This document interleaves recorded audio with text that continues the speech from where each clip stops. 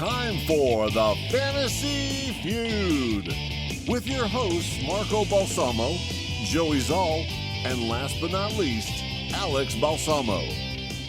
Let's go! Welcome everybody to another episode of the Fantasy Feud. I'm your host Marco Balsamo, and with me today, rocking the AirPods, Joey Zoll. Happy Memorial Day, everybody. Recording this on the Sunday, so just wanted to get that out to everybody before. I guess you'll listen to this too late, but belated. This will definitely release after Memorial Day, but happy Memorial Day. Happy Memorial Day to you too, retroactively. Then. Yeah, happy Memorial Day to you, Joey. And Alex. Yeah, I'm a little hungover over here, but, free ball in this episode a little bit. Going to give you guys all my personal insight on these guys. I'm excited. Yo, bro, Alex drinks. Oh, my the God. Insider information that Alex As if Joey gets. doesn't say I'm high every episode. Yeah. That's true. Fair enough. We got you there. Fair enough. It works right. for me. Welcome, everybody. We are going to be talking Dynasty running back rankings today. We were talking about how we wanted to do it. We thought about doing a bit of a draft between the three of us. We thought about doing what we did last year and giving all of our rankings and then creating a consensus between the three of us. But what we're going to do for this episode, and we might do one of those later on, but we're going to go through Fantasy Pros Dynasty rankings, their top 12 running backs, and we're going to kind of grade them. Do we think that this guy is ranked appropriately? If not, why, higher, lower, etc., right? So Fantasy Pros is probably the most commonly utilized. It kind of combines everyone, so I think that's a good place for us to start. And then we'll see. Maybe we're in line, maybe we're not. I actually haven't. I don't know about you guys. I haven't gone through and looked at theirs and compared yet. I just wrote down what mine would be. Yeah, honestly, I mean, towards the top, it's not that crazy, but once it gets to 8, 9, 10, that's where I'm really starting to disagree with them. Yeah, I was gonna say we're gonna have some disagreement with Fantasy Pros for sure. All right. Before we get rolling, you guys have anything you want to talk about? I mean, I know we haven't really been talking news lately because everybody's been kind of hammering home the recent news that is out there, like Rodgers and Julio. You guys, but Julio hasn't landed anywhere yet, and I think every time we talk news, something happens that changes the news. So this is probably a foreshadowing of Julio landing somewhere before this releases. But what do you guys want? Let's talk about that for 2 seconds. What do I want, or what do I think is going to happen?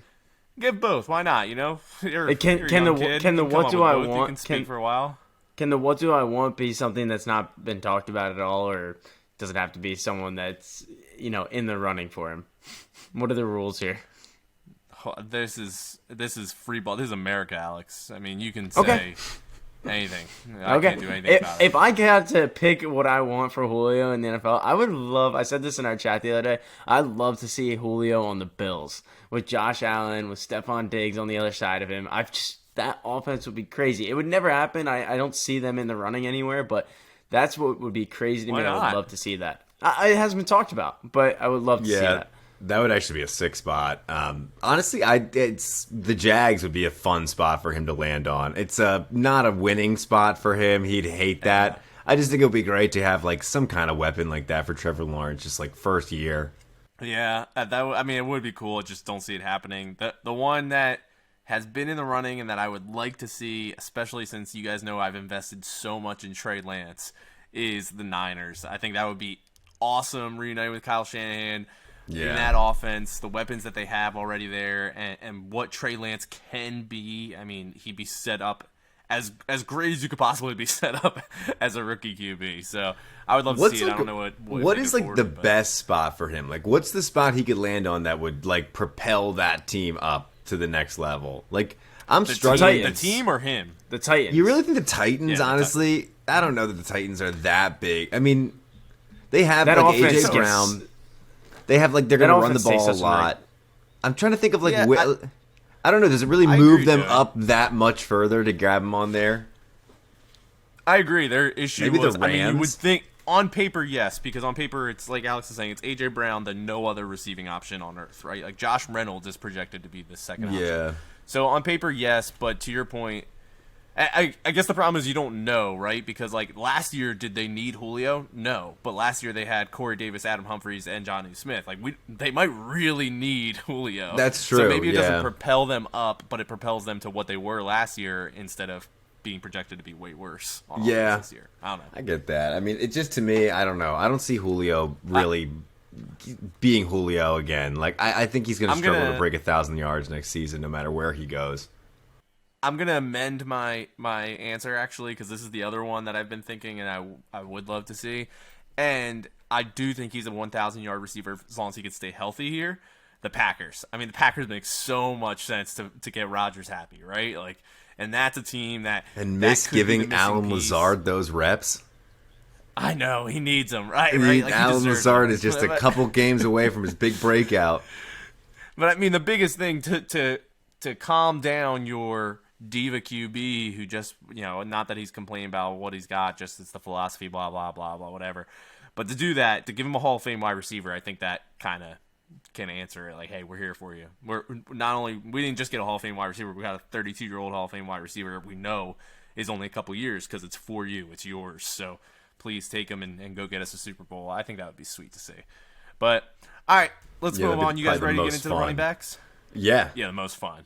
Let's get into it. So, the first guy on here, no surprise, coming in number 1, Christian McCaffrey, which seems to be the majority of people's number 1 overall.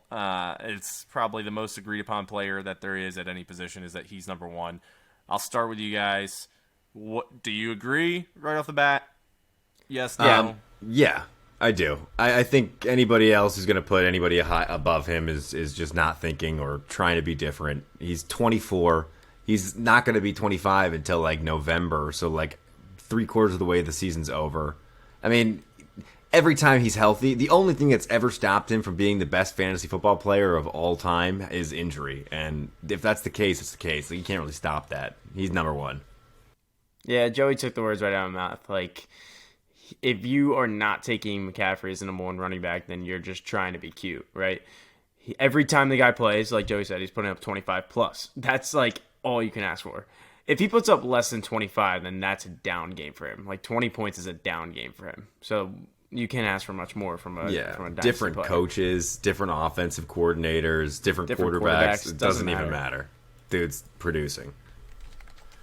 Yeah, so let me start off by saying something. I want to highlight something Alex said because it goes hand in hand with the rest of the episode. So we are giving here our rankings, like not where we would draft them, not the market value thing, not any, like, assume that if you were in a draft for this year for Dynasty, but you couldn't make trades, like, you're stuck with whoever it is that you get, right? So for everybody else out there, before anybody gives me a bunch of shit, all right, you listen to us not to have us agree with all the consensus, because that's a waste of your fucking time. I don't know why you would listen to us at that point. We're giving you a different perspective. I love Christian McCaffrey. I'm not giving him shit whatsoever. He's not dropping past 2 on my list, but I still believe Saquon. I still 1,000% believe that he is the best running back in the NFL. Granted, I get it. I'm a little biased. I'm a Giants fan, but between the two of them, I'm actually more concerned about McCaffrey when it comes to shelf life and injuries and everything like that. I think Saquon is a one-time thing. I get he was nicked up the year before too, but I'm not saying he's not going to have injuries again. I just don't think he's a serious injury risk. I think that's ridiculous to say. Between the two then, at that point, just getting rid of health, I like Saquon better. I just don't think that McCaffrey's going to continue to be as ridiculous as he was.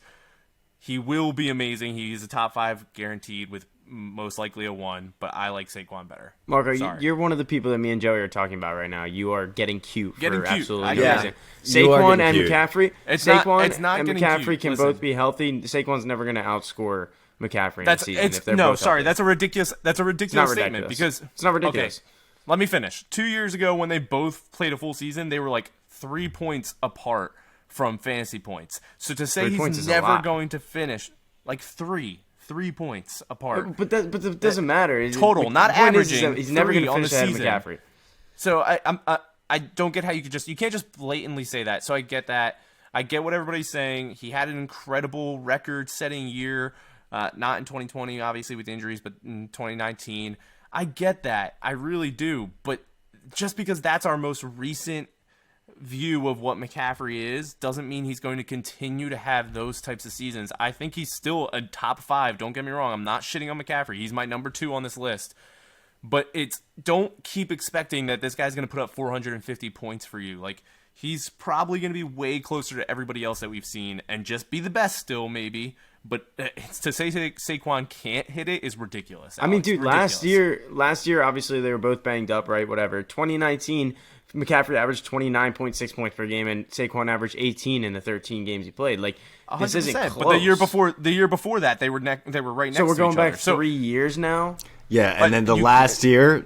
So in the 2 games Saquon played, he averaged he's only played 2 seasons. So I'm going back to one of the 2 seasons. Like, come on, guys. McCaffrey averaged 30 fantasy points a game in the 3 games he played. Saquon averaged 2 in the 2 games he played, and that's like a product of the offense. Get the fuck out of here. Get out of here. No, he averaged 7 or 8 in the 2 games he played. Get out of here, Joey. It's a totally it's just different like offense. I know, but like when they're both healthy, it's always been McCaffrey. What's happened in the 2 injury-riddled seasons other than McCaffrey averaging 30 in the small amount he played and Saquon averaging less than 8 in the small sample he played? Nothing's changed. Last year is irrelevant. Do not even talk to me about a 1 or 2 game average between the 2.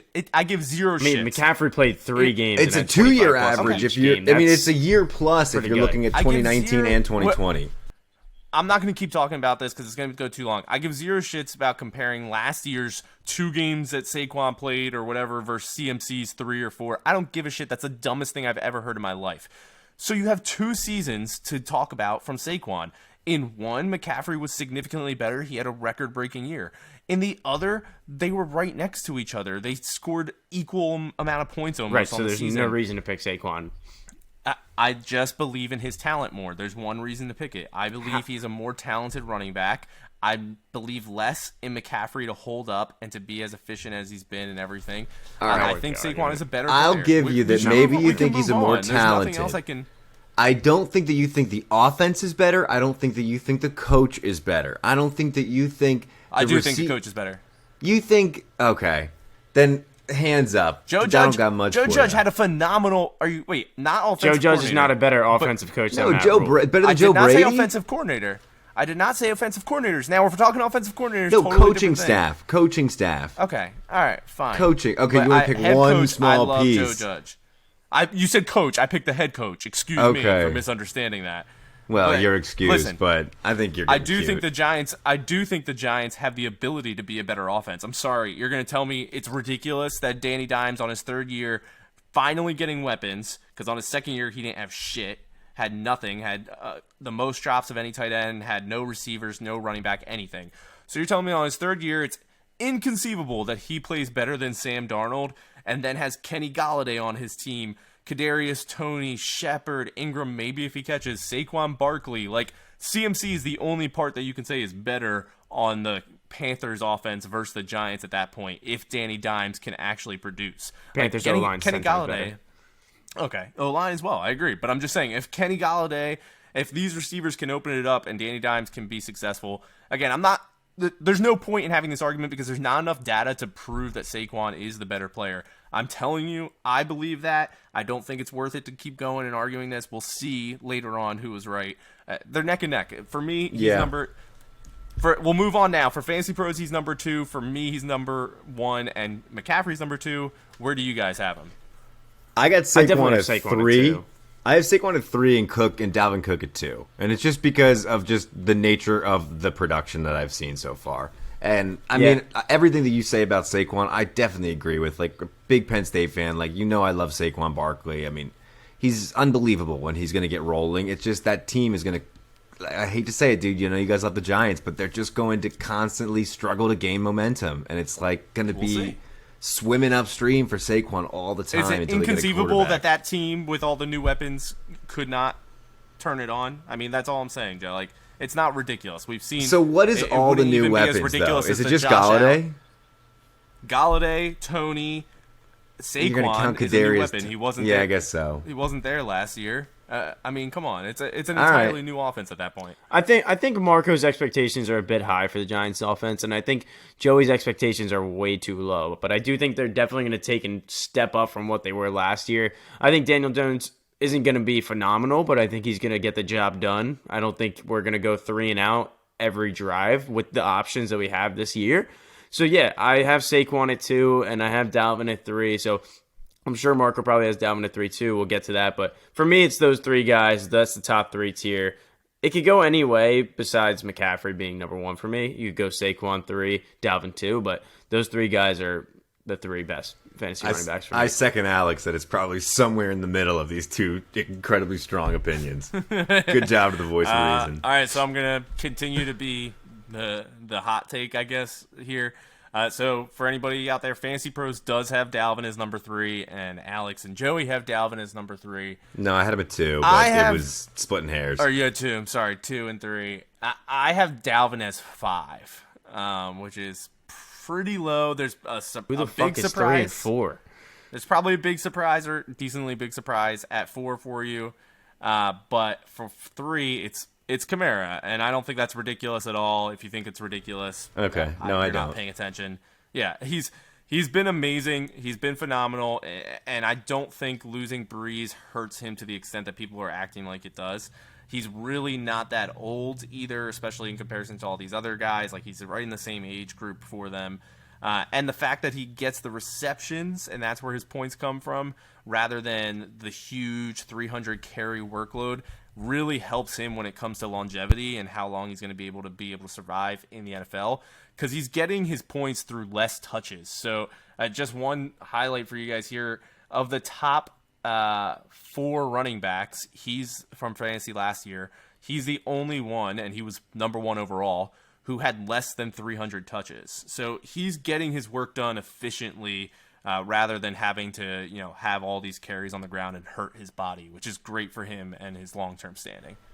Yeah, I mean, it's kind of confusing now because we're jumped down to Fantasy Pros 5, and you got him at 3. So you got Kamara higher. Let's kind of talk about, I guess, Jonathan Taylor is number 4. Where do you, I don't know. I want to open it up to Jonathan Taylor to somehow bridge the gap to Kamara. First, let's hear. So you because I'm low on Kamara. I actually have Kamara lower than somebody else, and I'm trying to stick to these Fantasy Pros thing here. But I'll tell you what. Let's just say real quick, for Fantasy Pros purposes, Kamara's 5. I have him as my 3. Where do you guys have him before we move on to Jonathan Taylor? I mean, I wish I could be a little more original, but I have Kamara at 5 in my rankings too. Like I told you before the show, I didn't look at Fantasy Pros rankings. I kind of just drew mine up on the fly. But I like Kamara, and I don't think that he gets, too knocked down by not having Breeze this year. But some of his worst games last year were without Breeze, so there's definitely reason for concern. But he was putting up 40-plus points like 3 times last year. He was mostly 20-plus. So I think he's 20 to 25 points per game next year. I just think the 3 guys I have ahead of him, Dalvin, Saquon, and McCaffrey, are all capable of 25-plus, and I'm not sure that Kamara is in terms of points per game. Yeah, that's kind of my thinking too. It's Kamara's ceiling is unbelievably probably one of the highest in the probably of all the running backs. He's got the highest ceiling on a day-to-day basis. I mean, you saw it last year in the playoffs, fantasy playoffs, that is. But I just think that Taysom Hill is not a good option for him. I don't know if they're. I mean, dude, I want them to go Winston. I think Winston's the better choice. I think it'll be Winston. But if it's Taysom Hill, Kamara's screwed. He had no connection with Taysom Hill last year. And I mean, I don't know that Winston's going to have. I mean, I hope Winston's going to have gotten better, but it's just, to me, it's like, I don't know. Kamara at 5, I definitely get what you're saying, but he's a little bit older, and I have JT at 4. I just really like what I saw from JT towards the end of the season. Yeah, so for me, it's just, again, he gets his points in a great way that's going to keep his body going. He averaged 1.4 almost fantasy points per touch last year. Like, it's absurd, guys. Out of the top 10 running backs, only one other guy averaged more than 1 in general, and he averaged 1.4. He can get it done in multiple different ways, and I just know that team is going to utilize him to make their QB air, whoever it is, whether it's Taysom Hill or Winston. like to set them up for success, they're going to utilize Kamara like crazy. I don't see him dropping down, and I just don't get what the hate.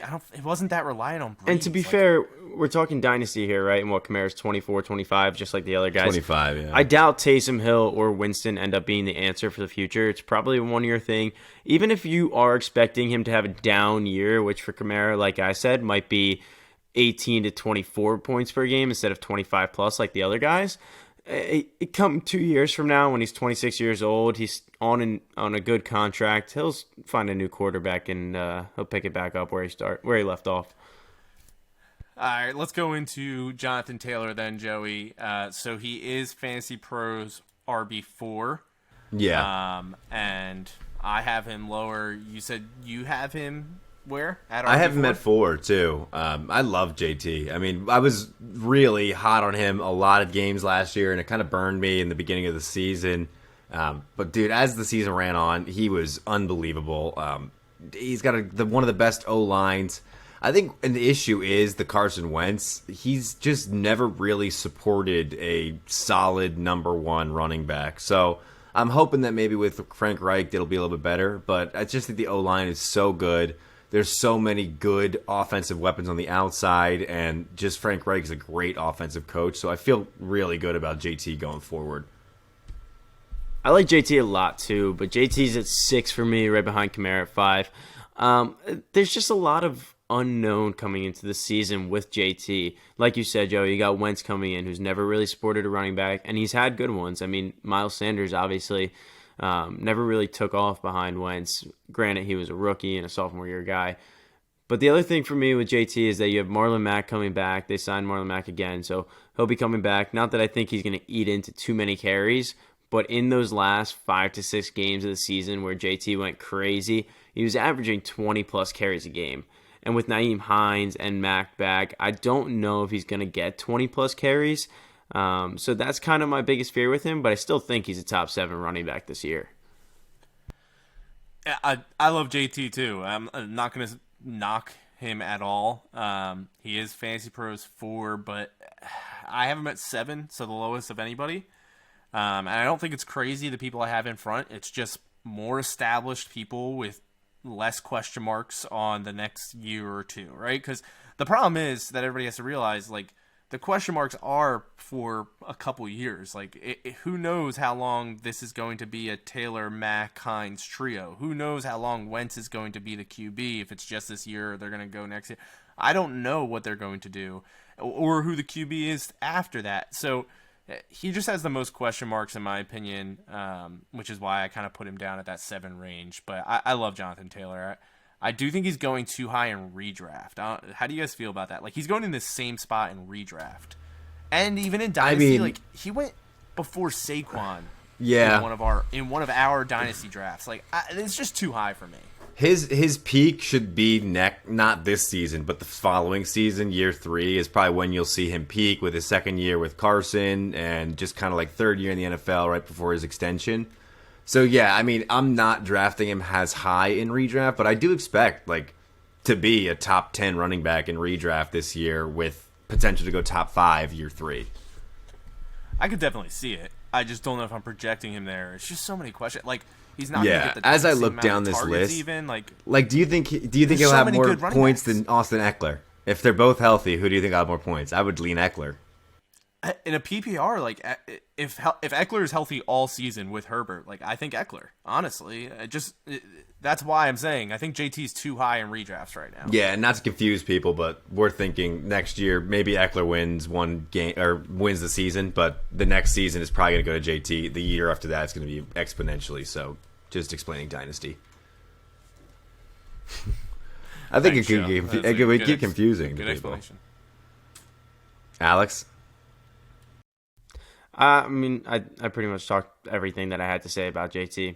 I'm not that excited for this upcoming season. So I agree with Marco about the redraft where he's ranked. But I think in the future, 2-3 years from now, JT is definitely going to be a top 5 back for a good long time. So I think where he's going in Dynasty isn't atrocious, but I would take him a few running backs back. You guys want to recap our top 5 before we go into 6?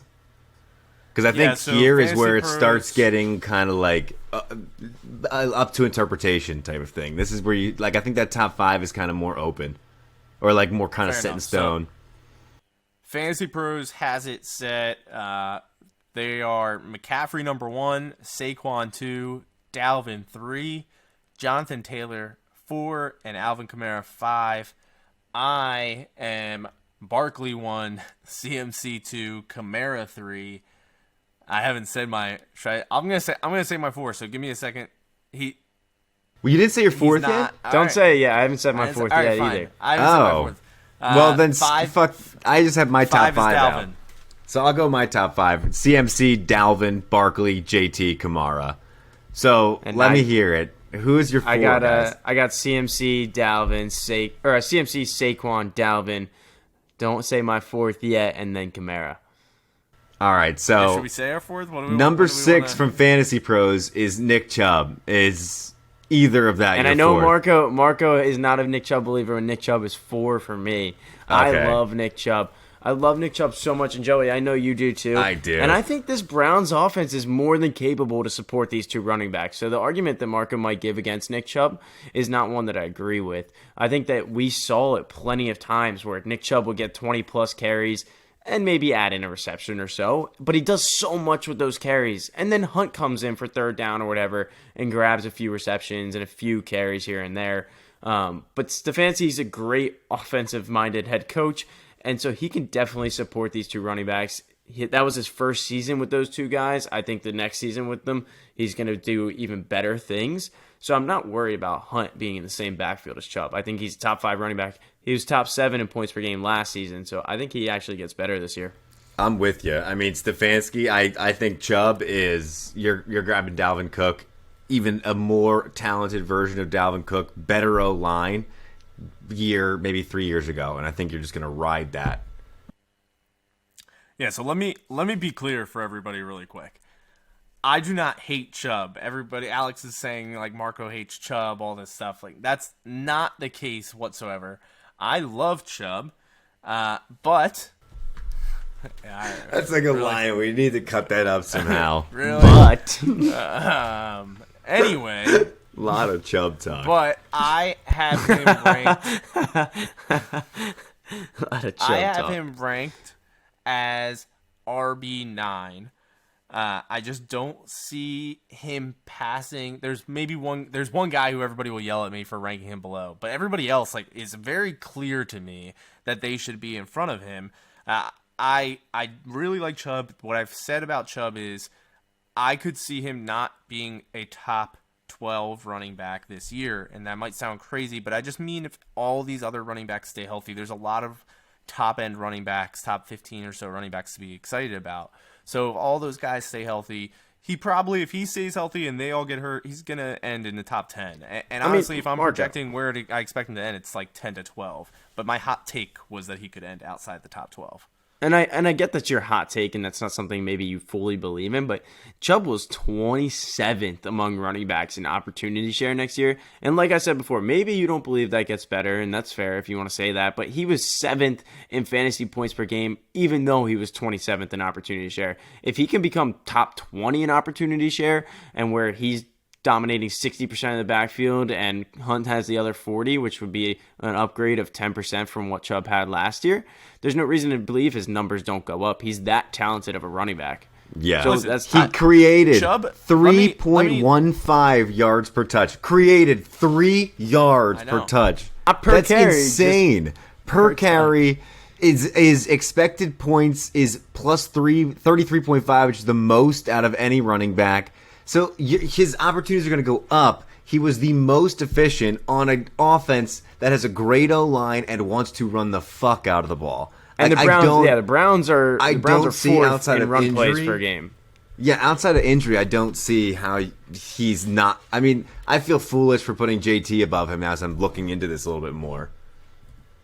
Listen, guys, I get it. Let me say something first. I think Nick Chubb might be the best running back in the NFL. So, before you try and convince me how good Nick Chubb is, I think realistically in the NFL, Nick Chubb might be the best running back. Most talented. To me, it's between him, like the best in the NFL, Right. like most effective. And between him and Saquon for me, and Saquon's coming off a major injury, so it's probably Nick Chubb. But I have to look at the other half of it, which is opportunity. And just looking at the stats, guys, I don't have it all written out. I wasn't preparing to have this argument with you guys. I didn't want to get into this on this. I will have an episode. The man who claims to have been prepared. You prepared the most, you claim. Guys, he has two Excel sheets up and apparently isn't prepared. I have 2 Excel sheets of data that I told you I didn't look at yet. So, yes, I have pooled data. That's very helpful. If I get 20 minutes, let's pause the show while I go through and sort some data. But what I'll tell you guys is this. Before going through anything, I know what I was looking at before when I was having that conversation with you guys and when I was trying to hot take it on Twitter, which I stand by. He was RB9 last year in terms of fantasy points per game. Okay? RB9. 7. Okay? Why do you always have to correct my stats and you're wrong every Player time? profile says number 7. I don't know what I to tell don't care. you. I'm looking at one of our leagues that's a standard PPR league. We use player profiler here With point per carry.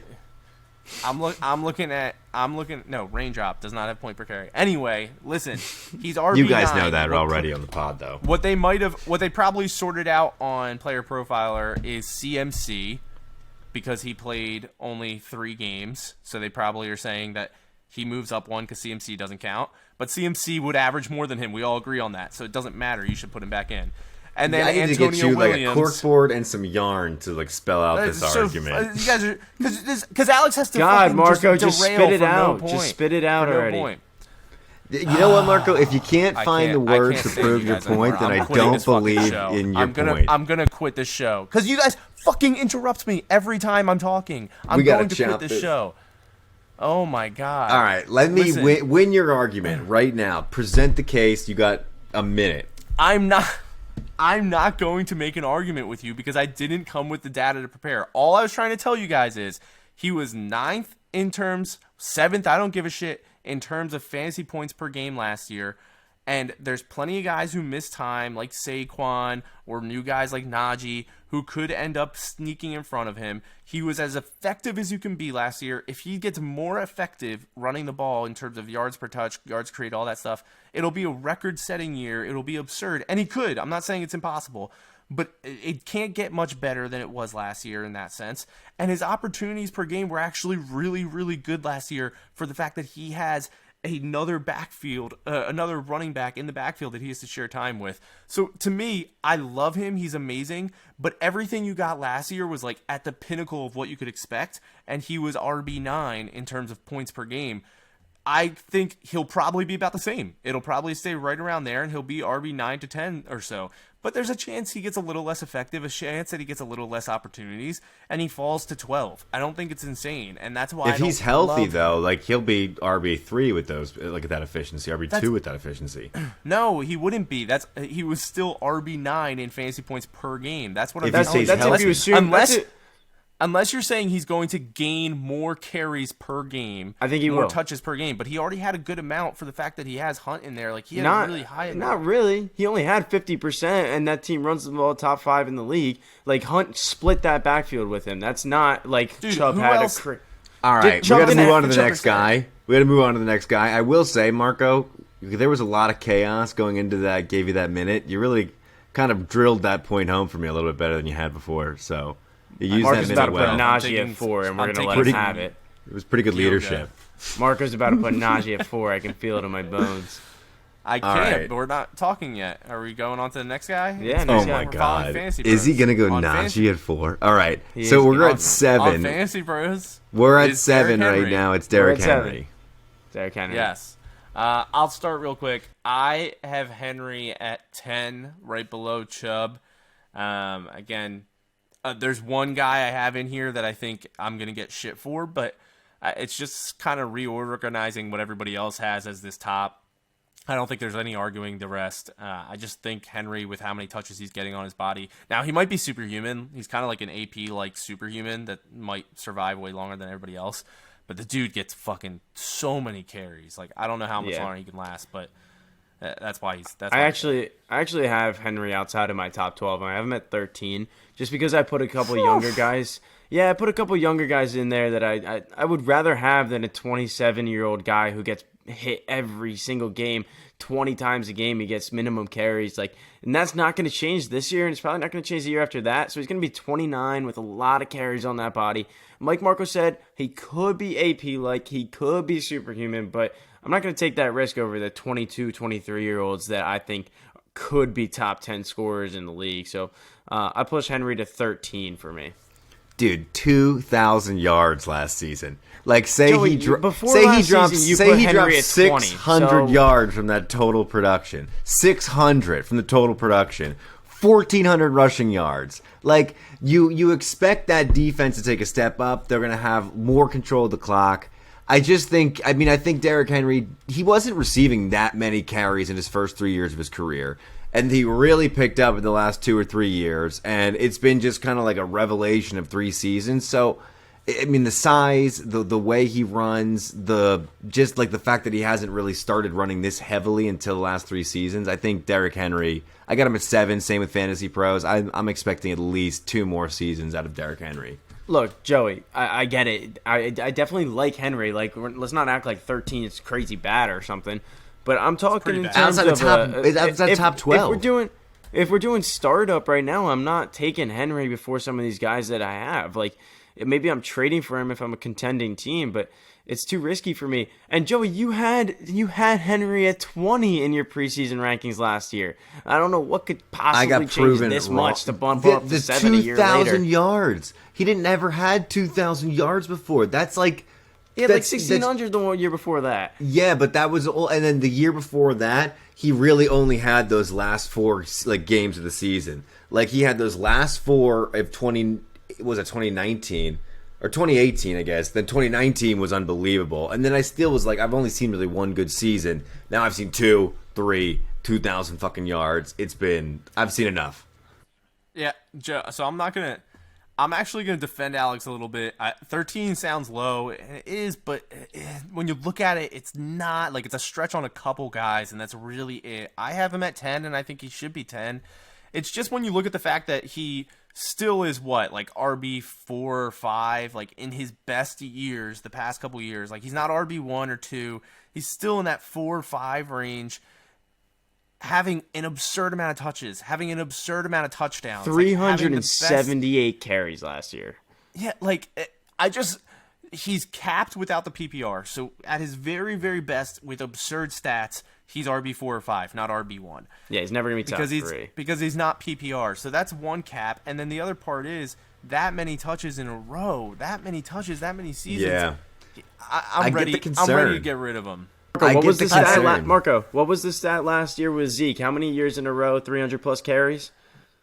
I don't remember the exact stat off the top of my head, but when I was using it was 3 years in a row. No, it was any running back who's had back-to-back years will see regression. Henry had 305 and then 378. Now, the only thing with Henry is if he sees 300-plus carries for the next 2 years, it doesn't matter if he's less efficient. He's still going to be a top 10 running back. And if knowing you have a guy who's a guaranteed top 10 running back for the next 2 years, that raises his value, like Joey's saying. So yeah, I'm in the middle. I get where you guys are saying, and generally I go with what you're saying because it's just history says about these running backs. But this is a historically huge running back who started historically late in his career, and the team got so much better as his career went on. So I don't know. I'm holding out hope. I also own him in a big league this year, so I'm really hoping that he comes through, speaking it into existence. Right. Can we move on to this next one? Because this next one is... Number 8 is Fantasy Pros, has Cam Akers. Man, I promise you this is where things are going to go off the rails for me. I hope we're all 3 going off the rails, because I'm not sick on him. of this. I don't know why the Akers hype, and this is not... Again, not a shot at I thought you were going to tell me you had him at 4. No, I like Akers, but I like Akers as a high-end RB2. I don't know why he's been crowned a top 10 guy. I just don't get it. The hype has gone off the rails. This is like a media hype train, and that's it. It has nothing to prove that should be how it is. I don't know where it's coming from. I mean, I might be a little different than you guys. I had Akers at 12. I like Akers a lot. I think that he has. We talk about You're like apologizing for having him at 12. No, we talk about what's most important to a lot of these fantasy people, like fantasy players that we draft, and it's 75%. We called it opportunity, and I think that Akers has all the ability in the world to get tons of carries in Sean McVay's offense. Now he has Stafford as a quarterback, right? So it's an upgrade at quarterback to get him the ball out of the backfield. It's an upgrade to not turn the ball over as much. It's an upgrade to in a lot of ways. And it opens up more holes for Akers. I think the question is just how many carries he's going to get, and is McVay going to run him into the ground the same way he did with Gurley? Or is he not going to make the same mistake twice? And he's going to kind of hold him back on that front. But I think for the future, Akers has the ability to be a top 10 running back for the next 5-6 years if he can get the carries, if he can stay healthy. I think he's talented enough, and I've thought he's talented enough ever since he was drafted. So I'm sticking with my my belief in Akers. But I do think he's too high. He definitely shouldn't be top 8. It's sounding like I don't believe in him. I have him at 10. I have Akers at 10. You're the highest. To be honest, once you get to that point... No, I just think 8's crazy. It's like there's at least for the two people, the people that I have, there's productive people. But anyway, Akers is, I'm just looking at McVay. He's a very smart coach. He already worked Gurley into the ground, and you saw last year, you could not pick the running back that you wanted to start for the Rams. Every week the Rams had an RB1, and I guarantee it was about, if you tried to pick it week to week, you probably were only right about 33% of the time. So it's like, I don't really believe that McVay wants to run a running back into the ground, and I think that there's certain teams where you can just kind of play your committee. There's going to be playoff games and stuff for Akers, but to me, I don't know that the opportunity is going to be there for him. I know the talent's there, though. But the idea of the opportunity being there, that if he can be the RB1 for them every week, that's exciting. That's you're like... Exactly. And if he is the RB1, he's probably going to be top 8. I think 8's perfectly reasonable for him if he is the RB1, 20-plus carries a game. And that's why I put him at 10. I just think that there's a risk. He's not going to end at 10. He's either going to be 8 or 15. It's just that middle ground's really probably not going to exist unless they give him those carries. Yeah, no, I agree. I don't think there's much more to say. I just don't... There's risk not only when it comes to his performance, which is the smaller risk, obviously. We all know he can perform. We believe in him. But it's just a small sample size from what we've seen. And then there's a lot of risk when it comes to opportunity. We just don't know what to expect, guys. It's like you're ranking a rookie in the top 8 already. And that's better be a rare situation that we know exactly what to expect. So, let's move on to the next one. Number 9... on the list, DeAndre Swift. DeAndre Swift coming in. You guys start off. I'm going to grab a beer. Yeah, I'll start off. Coming in way too high for me. And it's just, again, it's not a shot at this guy. It's just when looking at the other people who have proven it more, who have the same amount of upside or more, he is not even, I actually ranked out to my top 14 or something, and he's not there. He probably would be 15th just looking at this list off the top of my head, but he's not in my top 14 or so. There's just a lot of risk when it comes to this guy. A team that we don't know what to expect, but we know they're terrible. A new coaching staff, a team that's bringing in multiple running backs. They brought in Jamal Williams. Their offensive coordinator called Jamal Williams the 3-down back instead of Swift. They went and they're apparently looking at Gurley now. And I'm not saying Gurley's going to be the RB1 there, but it's just, why do they need more? I don't know. I'm not in love with his situation enough to put him in the top 12 and call him an RB1 yet. But I really love his talent. He's a really, really good running back. It's just the situation just sucks, guys. Yeah, no, I'm the same way on Swift that I was on Akers.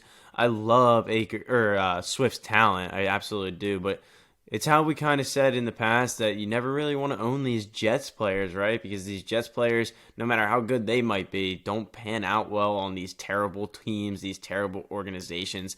And Swift could definitely have a good season, but I wouldn't put him in my top 9. I have him at 11, so not that far behind top 9, but like Marco said before, there is a difference between those two spots. I think the exciting part about Swift is that he has the capability to have 50, 60 plus receptions, especially with Goff as quarterback, because Goff is going to throw the ball 50, 60 times, not just because he has to, but also because he can. And we've seen that he's able to do that in a game.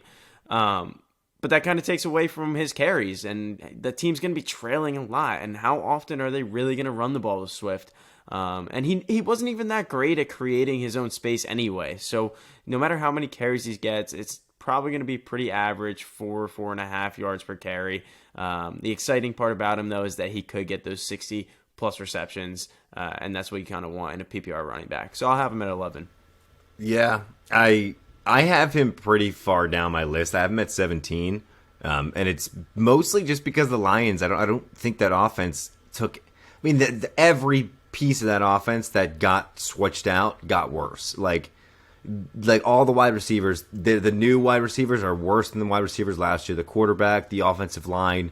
So, I mean, I just don't think it's going to be a good year for the Lions, and it's a shame that Swift got drafted to them, but, I mean, he's not somebody I want to really bank on, and I think he's a great talent. I just think the Lions are a black hole. Where do you have him, Joe? 17. Okay, so we're both close, yeah. He's right behind Gibson and Eckler. Goes Gibson 15, Yeah, Eckler 16. That's why I said he was 15 for me, but like maybe I didn't even look through the whole rest of the list, so maybe he would be higher. I don't know, or lower. Like I mean, would you put him in front of CEH? No, probably not. No, I would put him in front of I'd rather have Swift instead of What? Why? CEH has like a job. Swift doesn't. You don't even know that he is the starting running back. Like I feel more secure in CEH's job on a better offense. Swift was better than CEH last year, and CEH had more touches, had more opportunity. Like Swift is going to have. I'm not going to defend Swift. I like Swift a lot. I just do not like CEH. I don't know what the obsession is with him. I'm glad. I honestly feel like a lot of your takes are because of Josh Kimmel. You're literally thinking of Josh Kimmel in your head, trying to craft the trade. Josh. Fuck you. Yeah, your whole list is pointed on like a trade you're about to make. I want nothing to do with it. I had one share of CEH, and I traded him the second I got it. I don't have any shares of him in 10 Dynasty Leagues, whatever it is. I just don't love that guy. He was 22nd in fantasy points last year. He had 217 opportunities. But in terms of opportunities, fantasy points per opportunity, well, we're not talking about lowest. So, like, okay. I know. I'm just saying, while we brought him up, I just don't love him. But yeah, let's keep going. Moving on to number 10. Number 10 is Aaron Jones. Alex, number 10 is Aaron Jones. I'll go first on Aaron Jones. I love Aaron Jones. Marco's loved Aaron Jones for a couple years too. We've kind of been on the same train about him. But I have Aaron Jones up at 8, a little bit higher than this consensus ranking. He's been a top 5 scorer in terms of running backs for the past 2 years. He was number 3 2 years ago, and he was number 4 last year in points per game. He just gets it done, and he was number 3 or 4, I think, in yards per carry. He's obviously a great running back. The Packers re-signed him, so there's no more being scared about him not coming back. And I don't know how dependent Jones' scoring is on Aaron Rodgers. I think Jones is just a very talented running back in general. I think he can get it done with most quarterbacks. Of course, I'd love for Aaron Rodgers to stay there for another 2-3 years. And if he stays there another 2-3 years, there's no reason to expect Aaron Jones to not be a top 5 scorer again this year and the year after that and the year after that. He hasn't had a lot of carries under his belt. I mean, last year he had 201. The year before that, 236. And the 2 years before that were both under 133. So, like, there's not a lot of tread on those tires. He's still young. He can definitely keep going as a top 5 running back for 2, probably 3, maybe even 4 more years at this rate. Yeah, I love Aaron Jones.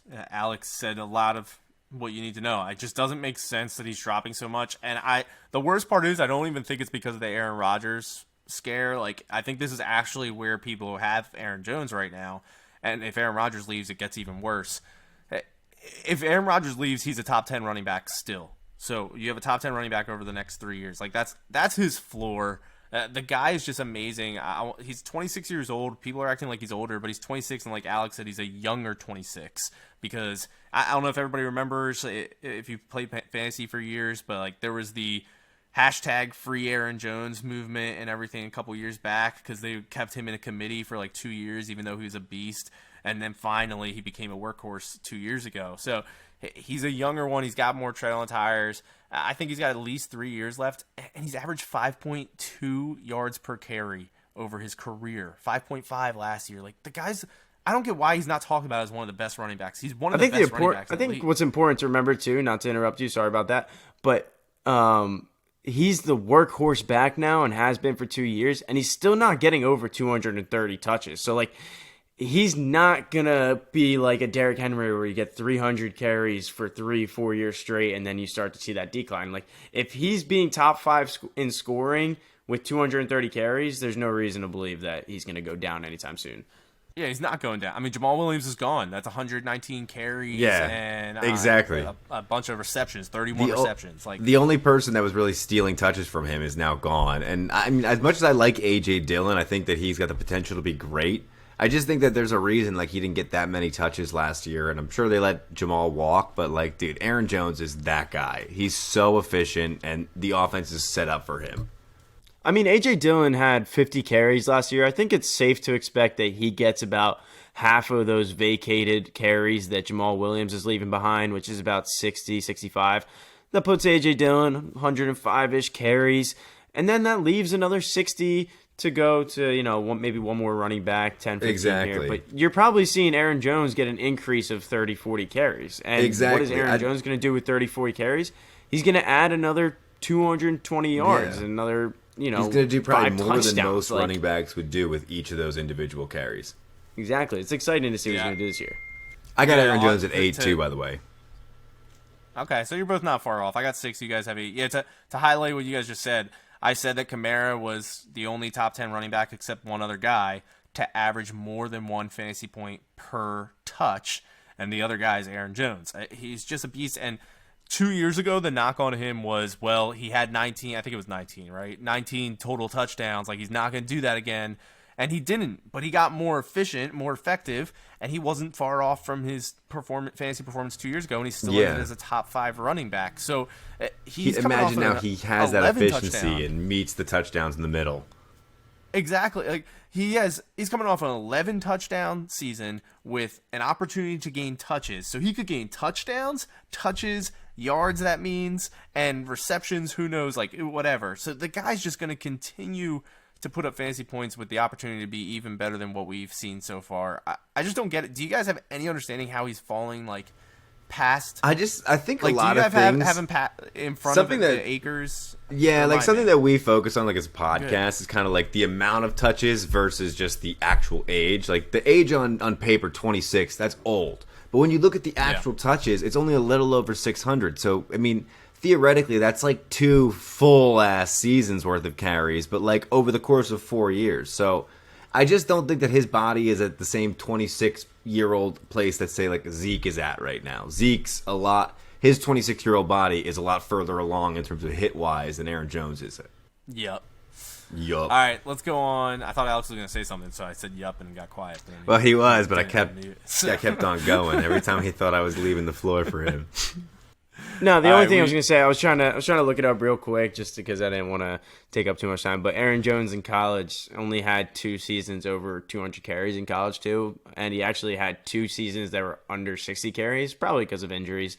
But again, just to continue on with that point for no reason, he doesn't have a lot of carries. That's huge. So, because I mean, think about Zeke too. It's like all the carries he got in Ohio State, but dude, he's right. That's he's what I was going for, much, pretty much. So much tread on the tires. Number 11. Actually, fun fact. I don't know if you two actually knew this, but for everybody else, Brian, who is one of our other we call him a host. He's never been on the show. I don't know why he's the a fuck we friend. call him a host. He's a person we know. Not even a friend anymore. He's a media but member. he actually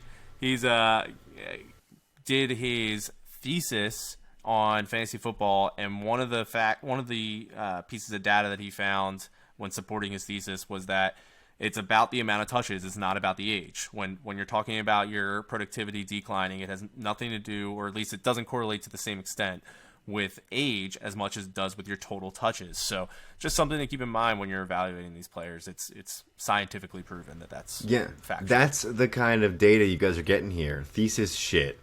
For Ivy League college. Princeton grads who got a perfect score on their SAT. For Wharton Business School, too. So Ivy League. Nah, fuck. Can we stop talking good about Brian? You guys thought we were just fucking around here, huh? Brian. Yeah, no. Princeton. Number 11. There you go. J.K. Dobbins. J.K. Dobbins. Joey, I said it first. J.K. Dobbins. J.K. Dobbins. We just had this argument about Dobbins on the debate between him and Zeke. And true to my word there, I have Dobbins higher. I have him right at 11. So right where Fantasy Pros has him. I just think he's kind of undervalued in general right now. Fantasy Pros is actually pretty accurate, but I think in our drafts and what we've seen and like ADP wise, he's like 6 spots lower than this. But this spot just makes perfect sense. We talked about it last time, so I won't beat on the head. But he was super effective as a rookie. He was actually one of the best. And he's on one of the most run-heavy teams, so like the opportunity is there. He just has to get his share. He will. Yeah, I have Dobbins a little bit lower, and it's nothing against Dobbins exactly. It's just I don't fully know if I trust him yet. I kind of want to see him what he can do as a workhorse back and have all the carries, but I don't know if that's going to be this season or the season after that. I had Dobbins down at about 14, just a little bit lower, just because I don't know what to expect. But it's nothing against Dobbins. Yeah, I have Dobbins at 13. Over Dobbins. I like Akers a lot more than I like Dobbins. I like Akers just because I think the Rams offense on more carries. Yeah, I just think the Rams offense is like a little bit more open to that. He's a better receiver, and it's just they're running the ball a little bit more. So you're thinking a PPR route is just going to be PPR route. I'm going to lean Akers just because Dobbins doesn't really have much I'll receiving. allow it. Thank you. Allowed. So yeah, Dobbins 13. I mean, I want to get into like my other guys here because to me I'm just kind of splitting hairs between this. Let's wrap up the 12 and then we'll all name anybody who was in our top 12 that didn't go. Okay. On this one. So perfect. Number 12 so I don't hate Dobbins. I have Zeke. Dobbins at 13, not 12, not 11 here. Yeah, that's fine. Number 12 is Zeke, 12 guys. 12 is Zeke. I already said it. No, I was talking over you, so I was the first one who got it out clearly. I fucking hate you. All right. Zeke, number 12. One of you guys want to start? Yeah, Zeke fell down the board for me a little bit. 9 for me. I don't know what to expect from him this season after what he did last season. He was just really bad, honestly, and he fumbled the ball a lot. Like I think these things are going to get better next season. I just don't know how much he's got left on those wheels. Like I could see Zeke being really declining in the next 2-3 years, and that's not what I want out of a dynasty running back. So I had Zeke down at 15, actually, behind Dobbins. I mean, I did my Zeke argument last time. I just think that offense now is a pass-first offense, passing almost 75% of every play that they have. And I just think that opens things up so much more for Zeke. So he's later on in his career, got a ton of hits under his belt, but like he's facing like just an insane amount of like easy non-stacked fronts. Like I think he's facing like the lowest amount of receivers defenders in the box on each carry. I think he's 60th or something crazy. So it's just that the lanes are open for him. He's getting a lot of receiving work now. That offense moves fast, and they've got a ton of yards. So I don't know. I'm riding with Zeke. I think he's got at least 2 more years in him. So where do you have him? Number 9, over Akers and Najee and Mixon and Dobbins. Wow. Because you know what I've seen when he's healthy, they're giving him all the carries no matter what. Like I just think to their detriment, they might take that for 2 or 3 more years. Maybe he's not even as efficient, but his opportunities, they'll run him into the ground. It's just going to be like an Emmitt Smith type situation. I agree with that, Joey. So I have him I haven't finished past, like I said, I haven't gone past 14. You've him at 1? Around 6. Yeah, 1. He's around 16 or so for me. There's a lot of guys that I prefer over him when it comes to all the different issues that he has with all the touches on his body, his efficiency going down. Dak, if he's relying on Dak isn't at the least fragile person on earth. And his age, I don't love him. I don't know how much longer we have of him, but I will say redraft, he's still going to be a top 12 guy this year. He's going to be an RB1 this year.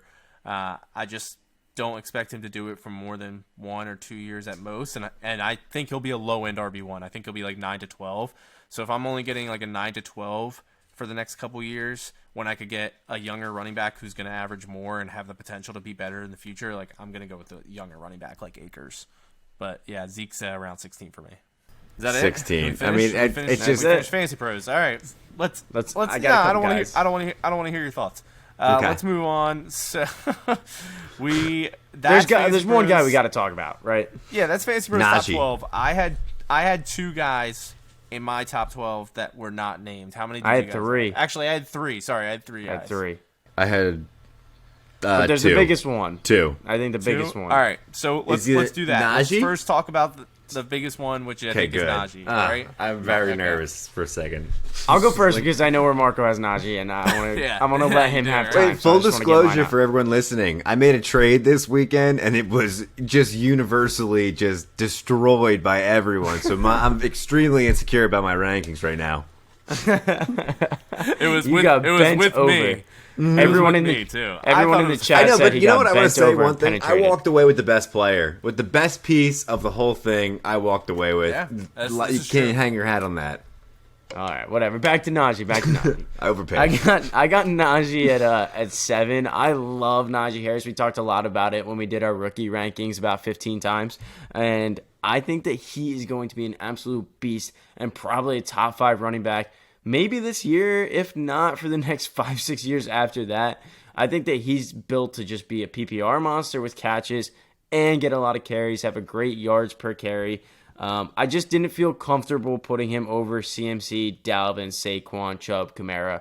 And that's just because as much as I love Najee, sometimes you got to go with the guys that have proven their worth, who have done it and showed you they're going to be top 5 running backs no matter what. And then I also put JT above him just because I like JT a lot. But besides those 6 guys, Najee at 7. I like that a lot. So Marco, take it away. Yeah. So I have Najee at 4. I know it sounds crazy, which means I don't hate it. The shocker one is Dalvin. I have him over Dalvin, which is somewhat crazy. I completely admit that. And I love Dalvin. I just am really excited to see Najee. I think we know what Dalvin is, and he's a top 5 running back for sure, but he's up there in age. Not up there, but he's up there and compared to Najee, right? A few years on him now. So if I think, and I really do, that Najee is in the same exact realm and I could just get 3 years younger, like that's what I'm going to do. Yeah. I'm looking at the stats more and more as it pertains to like total touches and the impact on fantasy landing for everyone. We obviously know if you get more touches, you're going to end higher, right? But like I was looking at it today, the 4 running backs last year had over 300 touches. Of those 4, 3 are in the top 4. So like very clear, if you have it over that, you're automatically there, right? The only one who wasn't was Josh Jacobs. And one of the ones who was David Montgomery. So like somebody people don't love, but like guess what? He had over 300 touches. He was a top 5 running back. Done. End of story, right? Like, and the same thing goes for like 250 plus. There's like 11 players who had 250 touches or more. 9 out of the 11 are the top 9. So like it's very, very clear. You can figure out where people are going to land as long as you can project their actual touches. And when you look at Najee, he goes to a team that wants to establish the run, needs to establish the run, has a QB that's aging. It doesn't work unless they do, and they have no competition. Like, Benny Snell was awful last year. The rest of the team, nobody, I think James Conner was the only running back on the Steelers who averaged more than 3.4 yards per carry. And you know how I feel about James Conner. I just do not think he's a talented running back. And James Conner's awful. Exactly. That's my point. So for anybody also who's saying that, right, like, oh, the Steelers, you can't be successful. It's not a good O-line. James Conner sucks, and he It's has a fine 4.3 yards per carry. Yeah, it's a fine it's line. fine. There's three or four. There's three good. There's two great pieces, one okay piece, and then the other two are interchangeable. Villanueva is gone. He was one of the interchangeable ones. The line's fine. Najee's better than Connor, who had 4.3 last year. I promise you, this guy's getting 250 touches. I promise you. 100% agree with you, because if you think about it, the Steelers always pick one running back. They're one of the only smart, good teams that really have a bell cow running back. And it's not. I mean, they put a first round pick. Najee. It's I'm just against putting rookies before seeing anything above people who produce. But I have him at 11. Too. I would put him at 7 or 8 or maybe even 6, just depending on that landing spot. That's kind of the area where I think if I know he's going to succeed and be efficient.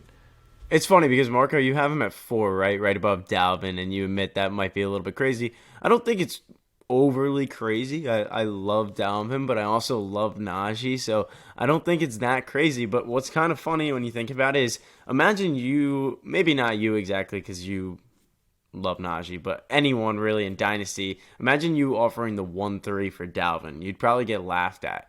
But that's what you could get. If you guys haven't had your rookie drafts yet, you could probably go out there and maybe throw a 1-3 off for a Dalvin. If a super flex. In a super flex, yeah, of course. If you like Dalvin more than Najee and you disagree with Marco, you could probably try and throw the 1-3 out there and see if you can get Dalvin for him. Yeah, that's just to show how deep this first round is in rookie drafts. Most people have done them, but if you haven't, collect some picks because it's unbelievable. He should be the 1-1 every single year, but in a super flex right now, he arguably could fall to 4 or 5. You don't know. He could go behind. He's going behind Chase and Pitts a lot. That's what I'm saying. Chase Lance Pitts, and Lawrence. Lance and Lawrence. You're talking about 5 now. It's crazy that you can get that talent there. But yeah, I think he will likely end as a top 10 running back this year as a rookie. So that makes him a top 5 easy for me going forward. Yeah. Who else do you guys have on the list? Alex, you had 3, so why don't you say your next one? I had. Hold on, I just want to make sure I know where I have him here. I have Mixon at 9. I had Mixon at 12. He was one of my 2. I don't understand how Mixon's not in Fantasy Pros top 12. I think 12. That might be respectable, Joey, but I think even that's low. I have him at 9, and I think he could be even higher than that going into the season.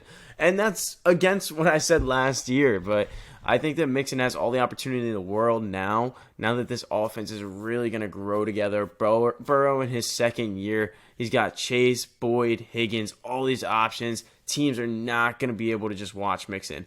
And I think that also opens lanes up for Mixon to escape out of the backfield and catch some passes when Burrow is hurried, which we know he's going to be a lot. He's going to have to check down to Mixon a lot. Mixon's going to get a lot of targets, and he's going to get a lot of carries. And there's going to be a lot of holes because no matter how bad that O-line is, they have to be respected.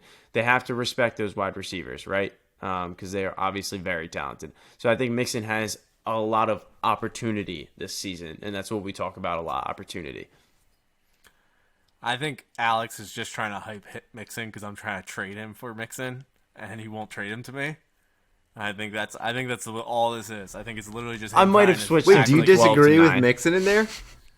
No, I have Mixon at 8, but I don't believe Alex has Mixon at 9. That's I might have switched him from 12 to 9. I don't know. It was the last second thing. You did. Who knows? My finger slipped.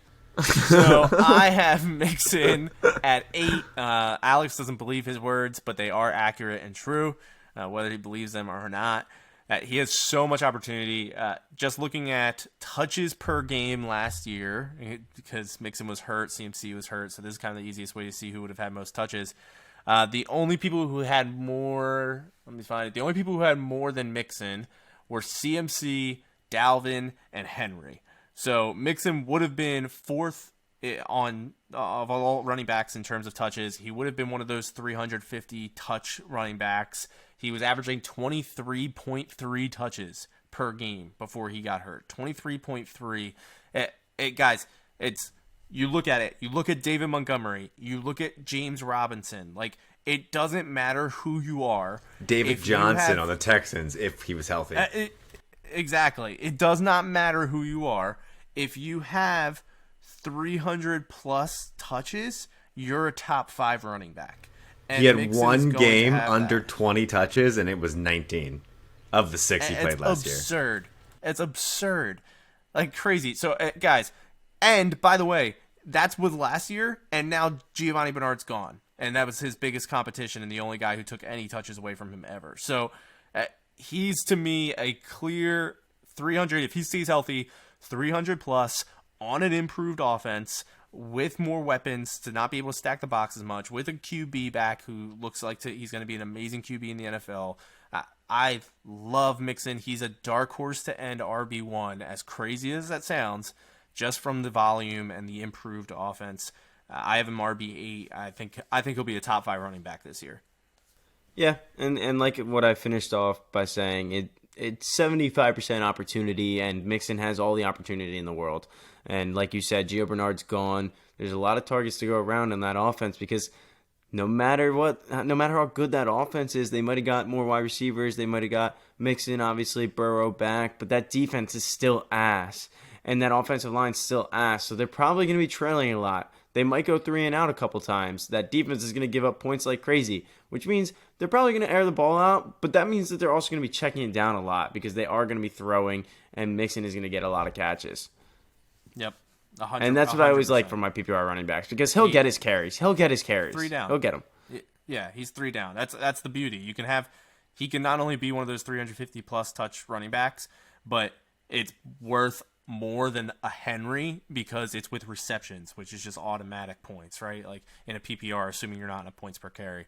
But yeah, I love Mixon. Another thing, Bengals get a ton of offensive snaps, and the offensive line has taken a huge step forward this year. Yep, 100%. All right, we all love Mixon. He's undervalued. Definitely be drafting him this year and then yell at us when he gets hurt. Who else did you guys have? Joey, did you have anybody else in the top 12? That's everyone. Najee and Mixon were the 2 that were missing, and I had them 11-12. So, Alex, I have one more. Is it the same as you? No, it's not. Is it Gibson? All right. My guy on Fantasy Pros is 21, so I don't think it's the same. So is mine, David Montgomery. David Montgomery stops at number 10 for Are me. you kidding me? What I know we're gonna get some flack for I that. love David Montgomery last year. I didn't see anything from me to make me want to move him up. Like You didn't see him be top 5 in fantasy points per game? What do you mean? He was RB4. Who's top moving 5 him in up? fantasy points per game, but that's like literally over 4 or 5 games, basically. Okay, that's all I can ask for. Okay, I'm not going to argue with you. I'm not going to argue with you because I definitely get your point. It's like it's what we've talked about this whole episode. Forward. We should change the name of this episode to opportunities and carries. It's Marco said it. It's Marco said what the we should change the name of the people episode who to get opportunities, players who get 200 and players who get 250 plus carries finish in the top 9. Like that's just how it goes. And Montgomery gets 250 plus carries. Yeah, but now what? they didn't have Damian Williams or Tariq Cohen last year. He catches a shit ton of balls too, and he didn't get very many red zone opportunities next year. So imagine if he gets those 2. Like the opportunity is all there with Justin Fields at quarterback for Montgomery to take an even bigger leap than he had last year. Do you think Justin Fields is going to start? Top 4. I think Justin Fields starts. At what point? By week 3. And by week 3. So that means, like, you think by week 3 Justin Fields is starting? I do. I think 4 could be, Joey. Okay. 3 games. All right. If it's that early, then David Montgomery's season's saved. But the way I see it is it's probably going to be week 8, week 9, once Andy Dalton's really struggling. And David Montgomery has like 5 of the 8 games below double-digit points. And then Fields comes in and like maybe saves the season. There's some down games, there's some up games. But like, end of the day, it's going to be a roller coaster ride that you don't want to be riding.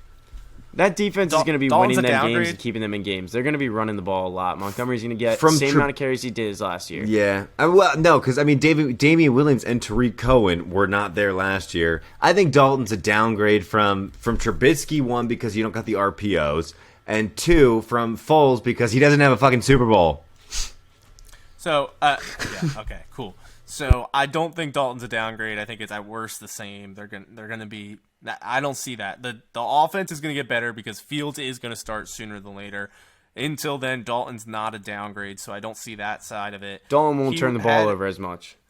Yeah, he had the 4th. Listen, he had the 4th most touches. I get that Damian Williams is coming in after taking a COVID year off and never being a legit running back in the NFL anyway. But I get that he's coming in as a backup now. I get Tariq Cohen is back to take away some of the receptions. But the guy had the 4th most touches last year. He's going to have a top 10 amount of touches, and it's a direct correlation. Like, every player who had over 200 touches was in the top 15. Like, there's 17 of them.